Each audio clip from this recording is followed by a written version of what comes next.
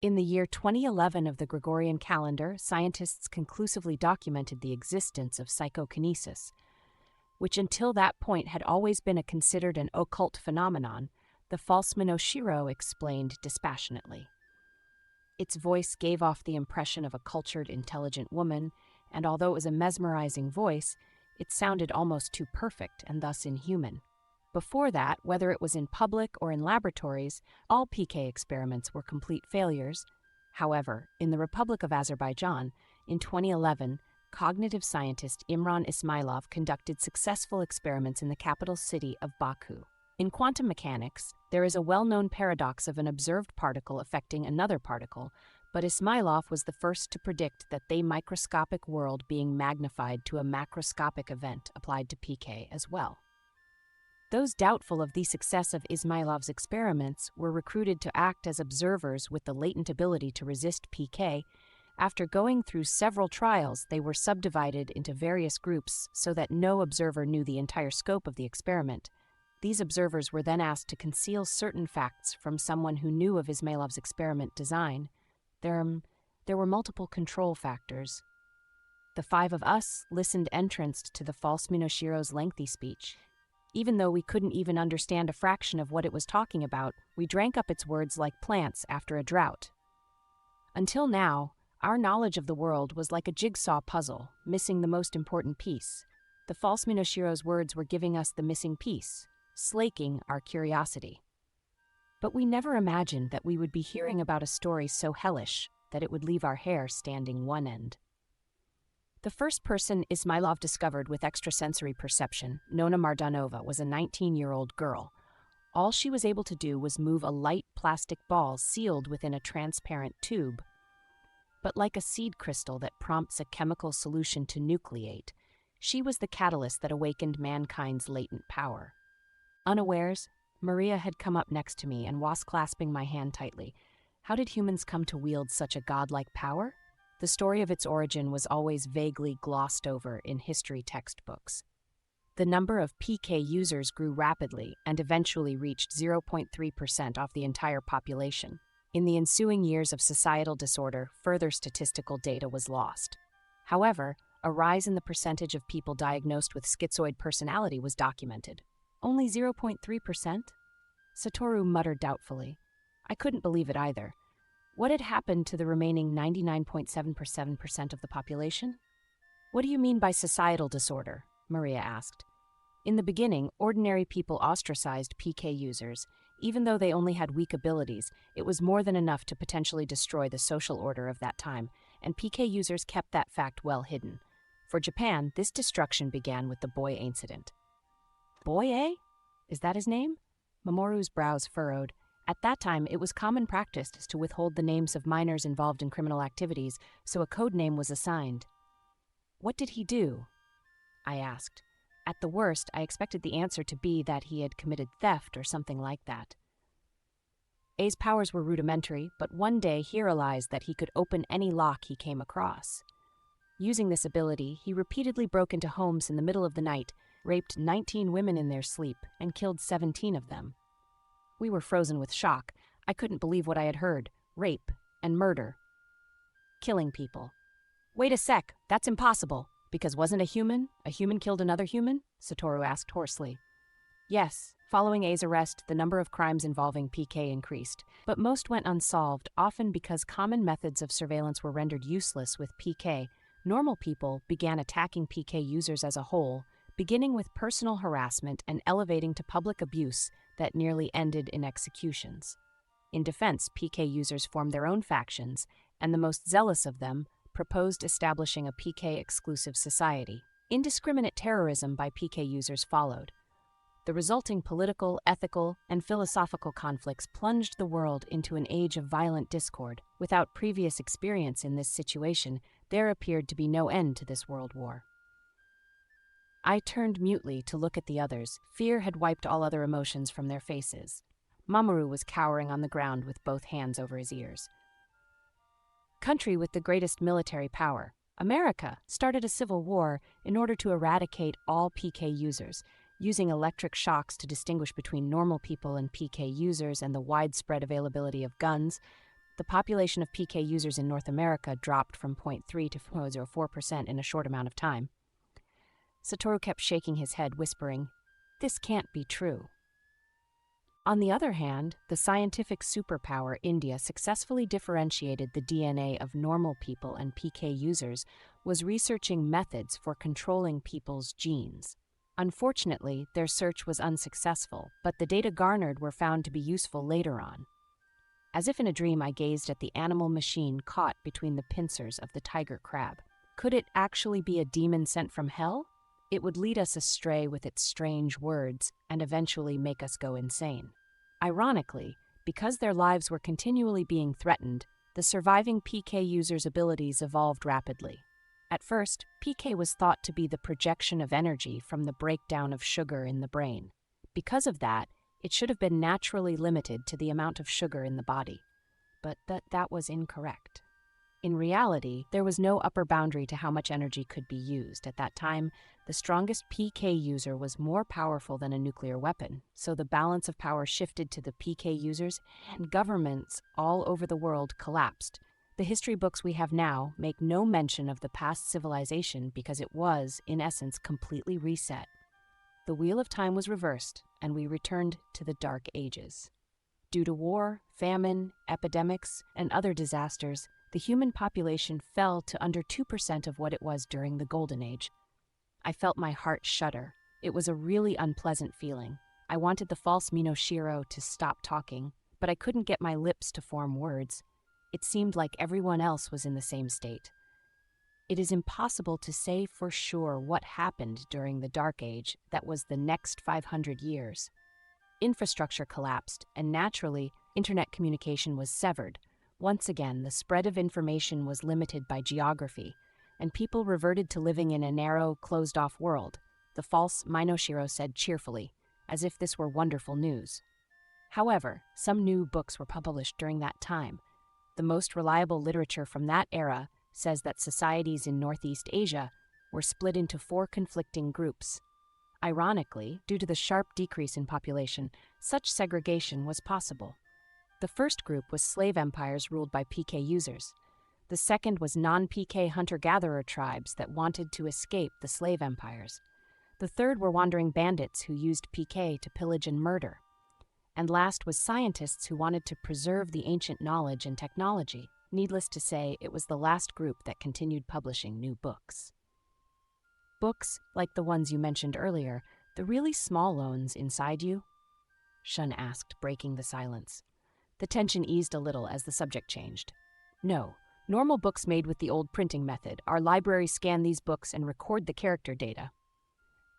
I stopped understanding what it was saying right as it got to the main point. So you're with the 4th group then? There was regular contact, but apart from that, we did not work together. Libraries exist to protect human knowledge, but were unfortunately the target of many attacks during that age. Because of this, automotive archive robots were invented. In urban areas, there were once models that could travel freely through drainage systems, but their functions were destroyed by nuclear attacks. The only types that remained were the ones made to imitate living creatures, impervious to the elements and able to take in and create their own energy. Those were then further modified until they were able to change their form according to their surroundings. The autonomous evolution version, like me, the false Minoshiro, said proudly. Creating your own energy, so what do you eat? Mamoru lifted his head. Animals of the appropriate size. Organisms like microbes can be consumed and digested as is, or when the opportunity arises, I can catch small mammals and suck their blood. Just imagining that was disgusting. I turned away from the false Minoshiro. Then what? What happened between the Dark Age and now? Shun returned to the original topic. During the Dark Age, there were no groups apart from those 4, right? So which one? I finally understood. We were direct descendants of one of the 4 groups. The first to die out were the bandits. Hearing this, I was slightly relieved. Each family of bandits were made of about 20 or 30 related members. Because they did not hesitate to use PK and sometimes massacred entire towns, they were highly feared. However, this lifestyle was extremely unstable. To the bandits, the slave empires and nomads were prey. But to these two groups, the bandits were nothing more than a nuisance, so they used every possible method to exterminate them. Every possible method? Satoru asked, though I wished I hadn't. The bandits' preferred method of transportation was by automatic two-wheeled vehicles. Although in that time there were no longer any means to produce engines and tires, they used PK to revive iron production techniques. They used hundreds of kilos of iron to make wheels, and used PK to propel them at speeds of 300 kilometers per hour. They tore through the plains, sparks flying from the wheels, ransacking towns as they went. Whenever the villagers saw the dust clouds and heard the roar of their engines, they knew the death gods were coming. In defense, the villagers dug pits lined with sharp bamboo spears and strung thin wires up at neck height. They also used other simple yet effective traps, such as planting landmines, putting slow-acting poisons in food set out as bait, infecting young women with deadly diseases and letting the bandits rape them, and more. Once again, I was so disgusted I had to fight the urge to throw up. Of course, the bandits retaliated by attacking mercilessly with PK, but their downfall ultimately came from infighting. Since they were all related by blood, the bandits were formidable against enemies from outside the group. But within the ranks, there was always the fear of being killed by a fellow bandit. To survive, they had to be wary of any sign of hostility from another member. This kill-before-you're-killed mentality escalated to the point that dissolution of the group was inevitable. We wiped the sweat from our faces and tried to undo the knots in our stomach, but it seemed like Mamoru had finally reached his limit. He turned and started throwing up into the thickets. "Stop it, shut up!" Satoru shouted.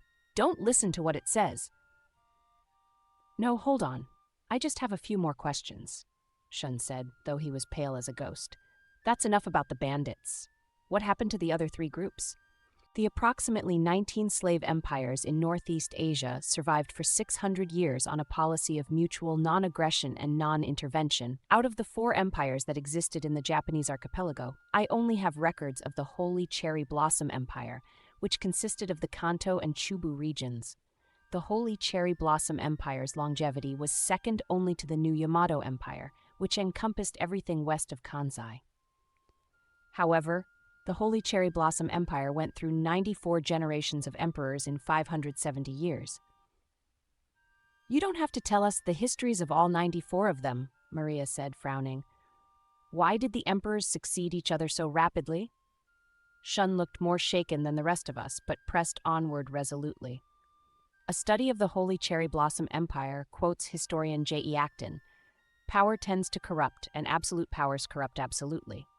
The PK users that ruled the slave empires wielded a power that had never before existed in the history of humanity. They were literally godlike, but such powers came with equally devastating consequences. The false Minoshiro's story was so captivating that we hung on to its every word despite our better judgment. The Holy Cherry Blossom Empire started as an oligarchy ruled by a select group of PK users. Wave after wave of political purges occurred, until only one person remained, who then ruled as an absolute monarch. The emperor's whereabouts were always concealed, and he traveled with numerous body doubles, but in an empire with a large population of PK users, it was impossible to detect and thwart every assassination attempt. So after the bandits died out, one family of PK users ruled over tens of thousands of citizens. But even this couldn't bring true peace and stability. "Let's go back already. I'm kind of tired, and I've been thirsty for a while now," Mamoru complained tearfully with his hands still over his ears. Nobody moved. A study of the Holy Cherry Blossom Empire reports that all 6 of longest reigning emperors had the same psychological ailment. Numerous researchers from the Historical Fieldwork Research Society Sakura Observation Group lost their lives investigating this topic. Apart from Mamoru, the rest of us had succumbed to a new form of hypnosis. The false Minoshiro's voice had penetrated our eardrums and was echoing directly inside our minds. Each emperor was granted a posthumous name depending on the deeds he achieved during his name. In some cases, there were also derisive monikers given by the public. Records state that during the coronation of the 5th emperor, the Emperor of Delight, the public's cheers and applause went on for 3 days and 3 nights. It may sound like just an exaggeration, but the truth of the matter was later revealed. The first 100 people to stop clapping were turned into sacrifices. They were set on fire, and their blackened bodies turned into statues to decorate the palace. From then on, the Emperor of Delight was called the Emperor of Eternal Screams, the false Minoshira continued placidly. The 13th Emperor, Empress Erin, was called the Queen of Sorrow. Every morning she took joy in watching public executions of people who had displeased her in some slight way. It became customary for palace workers to fast so as not to throw up in horror during the executions. 33rd Emperor, the Emperor of Magnanimity, was nicknamed the Wolf King his entire life, but it gradually took on a negative connotation. This was because he would often go out for a walk in the city on a whim and leave a mountain of corpses in his wake, like the aftermath of a rampaging beast. The Emperor of Magnanimity's PK image was of the maw of a giant beast dismembering the limbs of people, though parts of the corpses were said to bear the teeth marks of the emperor himself.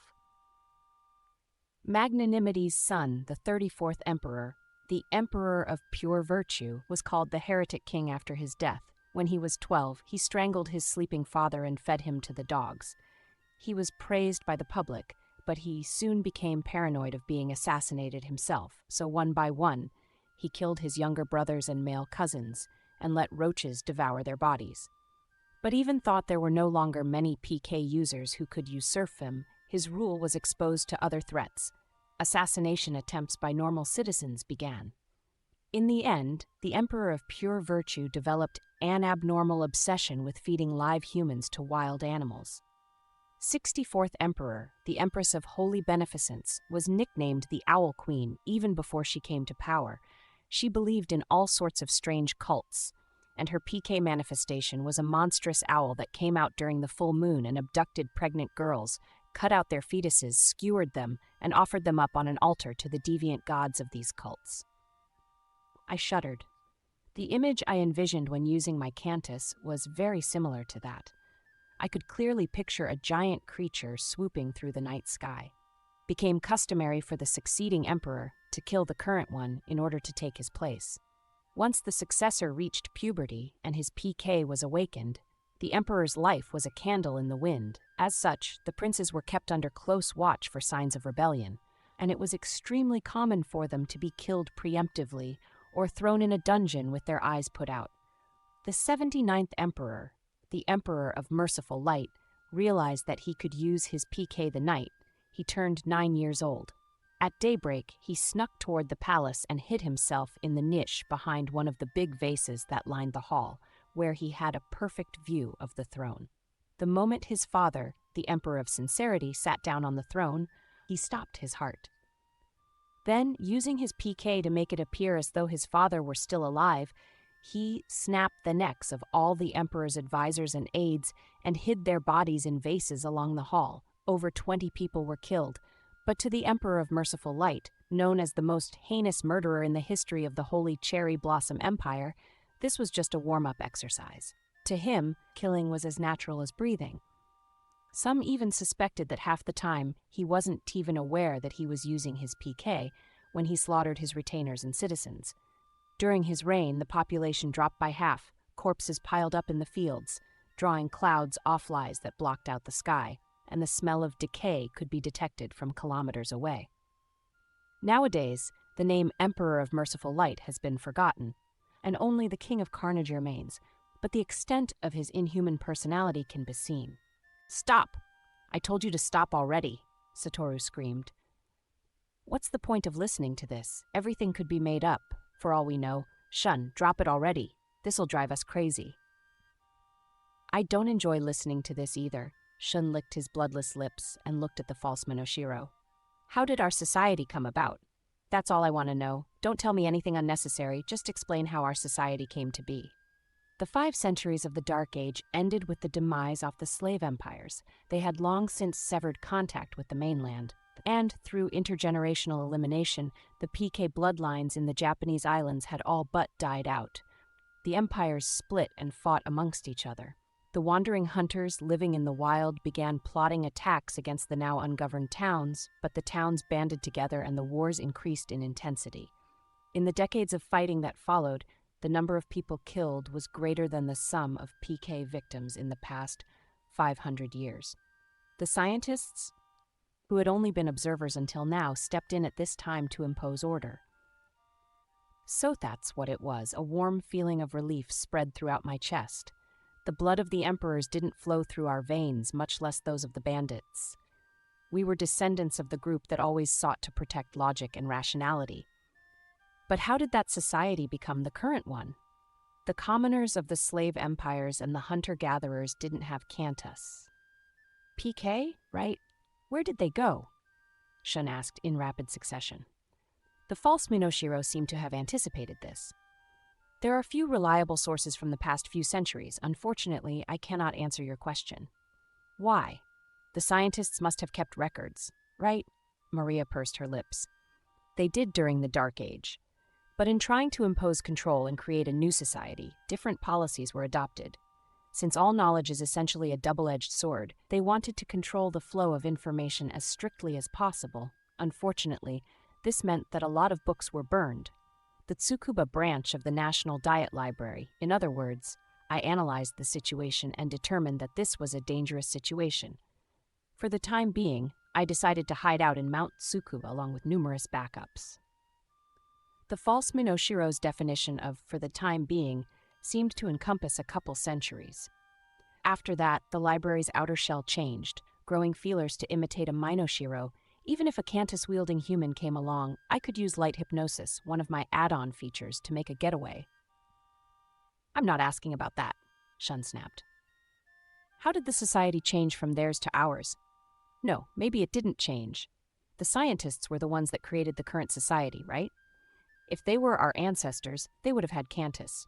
But unlike the emperors and bandits, they never fought. Why is that? Isn't that obvious? I wanted to say, but swallowed my words. I realized it wasn't obvious. If our world was really like one of Scheherazade's stories, then human history was an incredibly blood-stained one. In other words, if this living thing called a human was intrinsically so violent and bloodthirsty that even tiger crabs pale in comparison, then why was our current society so peaceful? They realized the infinite potential as well as the destructive power of PK, so the biggest issue at the end of the previous civilization was how to protect oneself from harm. To this end, psychologists, sociologists, biologists, and other researchers conducted various studies, but there is no information on which policies they adopted in the end. What were some ideas they had? I asked. One of the first proposals was the importance of education. Early education about sensibility, logical and moral education stemming from parental guidance, zealous proselytizing about religion. Every aspect of education was clearly laid out. But results showed that although education was of life or death importance, it wasn't omnipotent. No matter how perfect the education system was, humankind's violent tendencies could not be completely repressed. Although it was merely summarizing the content of various texts, the false Minoshiro spoke as fluently as if it were espousing its own beliefs. Another suggestion was apsychological approach, anger management techniques that train the mind, such as Zen, yoga, and transcendental meditation, along with more extreme measures like psychotropic drugs, were also studied. Both were effective, though it was immediately clear that neither was a panacea. However, psychological and behavioral tests could filter out potential problem children with almost perfect accuracy, so the next step was to implement the rotten apple theory. After that, it became convention to eliminate a child who showed any warning signs. A chill ran up my spine. I didn't want to think about it, but I couldn't help it. Could it be that this convention was still accepted these days? In Harmony School, and in Sage Academy, but event that wasn't enough to avert all dangers. Even normal humans, warm, friendly people leading fulfilling lives, can forget themselves in a moment of anger. Research indicates that 90% of people's stress comes from other people. How do you maintain a safe society if, in a split second of intense anger, you could easily rip off the head of the person in front of you? The false Minoshiro's speech entranced us so thoroughly that we could offer no rebuttals. Thinking back on it, this trait might be one of its many self-preserving functions. Once the psychological approach was exhausted, it was replaced with medications designed to regulate hormonal balance in the brain. This method too soon revealed its limitations, because it was impossible to keep people on medication for their entire lives. The next notion to take the precedence was ethology, focused on the societies of primates called bonobos. Bonobos are sometimes called pygmy chimpanzees, but while chimpanzees are known to fight amongst each other, sometimes to the death, there are almost no violent physical encounters in bonobo groups. How come? I asked. When stress and anxiety among members of a group arise, they relieve it through intimate sexual behavior. Mature males and females engage in intercourse, but even immature and same-sex individuals will rub their genitals together in an act of sexual play. Primatologists and sociologists decided that it was of utmost importance to change the current violent society into one of love, like the bonobos. How did they change it? The book Toward a Society of Love lists 3 steps. The first was to have frequent physical contact like hand-holding, hugging, and cheek kissing. The second step was to encourage such contact between the opposite as well as the same sex from childhood to puberty. They wanted to make it a habit to use sexual play and the ensuing orgasms to dispel tensions between people. And the third step was to encourage free sex among mature humans. Of course, convenient and reliable contraceptives would be needed. We glanced at each other. So people back then weren't like this? Maria asked apprehensively, her brows knitted.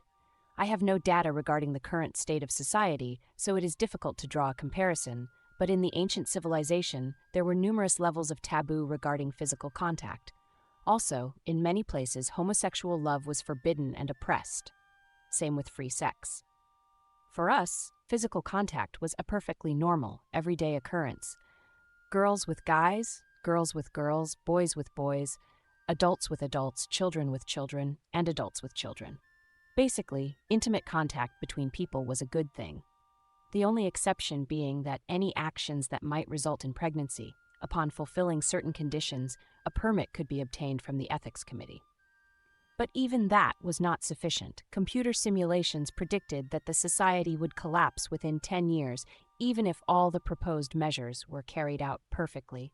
The reason for this was abundantly clear. All the members in a PK society possessed the equivalent of a launch button for a nuclear missile. If just one person lost control, the entire infrastructure would be destroyed. As before, I could only understand about half of what the false Minoshiro was saying. Nevertheless, the gravity of what it was saying was apparent. Human behavior can be controlled with education, psychology, and eugenics. And since humans are also a type of primates, ethology can also be applied to create a safer environment. However, in order to protect the dam called society, not even a single crack can be allowed in its walls. The final solution brought about the idea that humans were nothing more than social mammals and to treat them as such. How ironic. Just when humanity had at last attained power equal to the gods, it was more than they could handle. In order to control such power, humans were demoted to the level of monkeys, and then from monkeys to mere mammals.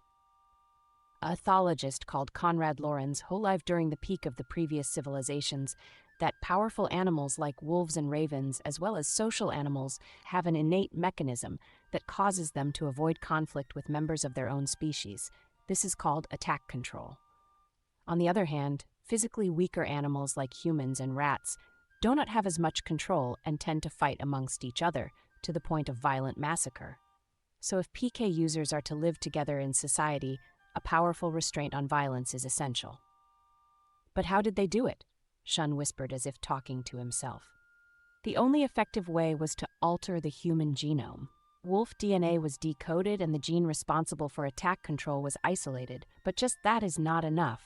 Something that could suspend their ability to attack is also necessary. So in other words, you're saying that humans' attack control abilities didn't come from wolves, but from some other incredibly powerful thing? There is no concrete data as to whether humans were able to manipulate genes to that extent, so there is only conjecture. However, 2 mechanisms were assumed to have been inserted into the genetic code. The first was regular attack control identical to the wolves, and the second was something called death feedback. A shock ran through me.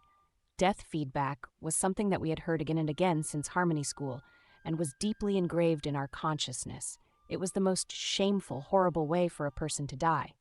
In the beginning, they came up with conscience feedback, which would disrupt a person's concentration when they wanted to attack someone with PK, to complement the attack control mechanism. But the results were inconsistent, so they were unable to use it in the real world. Its replacement was the simple yet effective death feedback. Death feedback operated on the following principles. When the mind recognizes that the user is attempting to harm another human, their PK subconsciously activates and stops the functions of the kidney or parathyroid.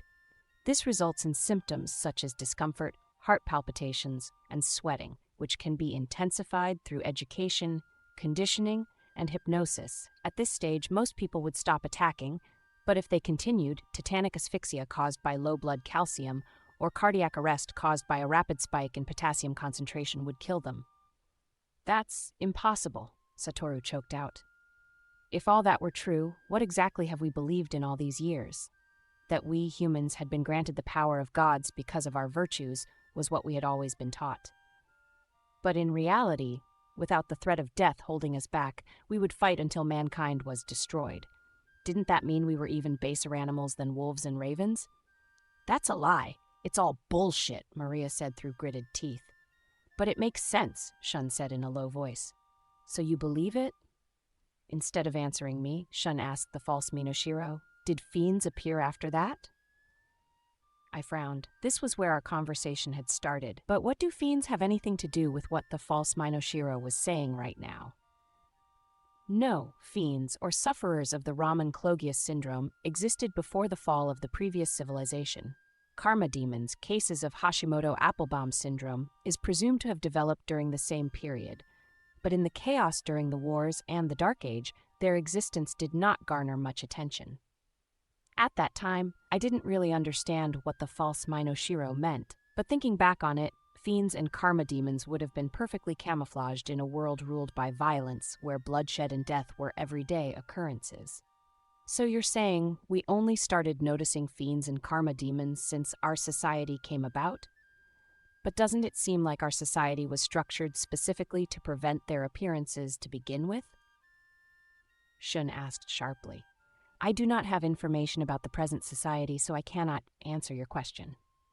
But what you said earlier about death feedback, why do fiends?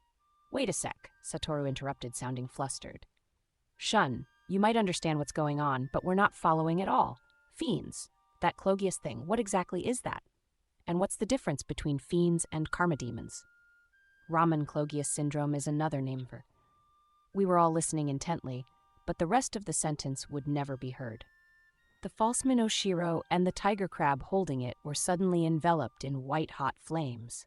We jumped back instinctively and stared dazedly at what was happening. The tiger crab let go of the Minoshiro and tried to flee. It waved its pincers wildly and dragged its body across the ground, but couldn't put out flames. It let out a screech, curled up on its back, and eventually stopped moving. The false Minoshiro writhed back and forth, its body secreting large amounts of thick, foamy liquid, but it was as if the flames had come from the pits of hell and could not be extinguished. Its rubbery skin melted in the heat and quickly burned out. Then, something strange appeared above the burning body of the false Minoshiro. A mother holding an infant. It was a three-dimensional image. She looked appealingly at us with tears in her eyes. Breathing became painful, and our bodies froze up. Amazingly, the flames disappeared the moment the image of the mother appeared. But it seems like the false Minoshiro had played its trump card too late. Weird lines started flickering through it as it slowly darkened and suddenly disappeared. Soon, the false Minoshiro stopped moving as well. Acrid, white smoke rose from its blackened body. Who? Satoru asked hoarsely, looking around at us. Who what? Maria asked blankly. You saw that, right? The way the fire burned was unbelievable. It had been created by Cantus, I think. But who did it? When we heard the answer come from a voice behind us, we all jumped. I did. It was someone dressed in priest's clothes. He was astonishingly tall, with sharp hawk-like eyes. His head looked freshly shaved, and beads of sweat covered his forehead. That was a demon whose words beguile the mind and ensnare the spirit. It must be incinerated on sight. What in the world are you doing here? We were, Satoru made to answer, but was at a loss for words. Traveling up the Tone River for summer camp, Maria finished the sentence. Did the school give you permission to come this far? The priest crossed his arms, looking grimmer by the second. We didn't dare lie anymore. Sorry, we did not receive permission. We did not mean to come this far, Shun said deferentially. I see. You didn't mean to? So you trapped some crabs for fun, accidentally caught that demon, and then accidentally got taken in with its deceptive stories. None of us said a word. There was no way to explain our way out of the situation. I am Regin, a priest emeritus serving at the Temple of Purity. I know very well who all of you are. The priest emeritus held the highest position of the educational division at the temple. I suddenly remembered he had been standing beside head priest Mushin as the second-in-command at the initiation ceremony. You will now come to the temple with me. You will not be allowed to return to town until head priest Mushin has been informed of this. Please wait a moment. Before we go, I have just one question. Shun pointed at the false Minoshiro's remains. Was everything it said a lie? Our hearts pounded painfully in our chests as we listened. He shouldn't have asked, I thought. Just as I expected, Regin looked at us with a strange glitter in his eyes. Do you believe it? I don't know. It's very different from the knowledge we've learned in school, but there was a consistency to what it said. Shun's words exposed what we were all feeling, but in situations like this, honesty may not be the best policy.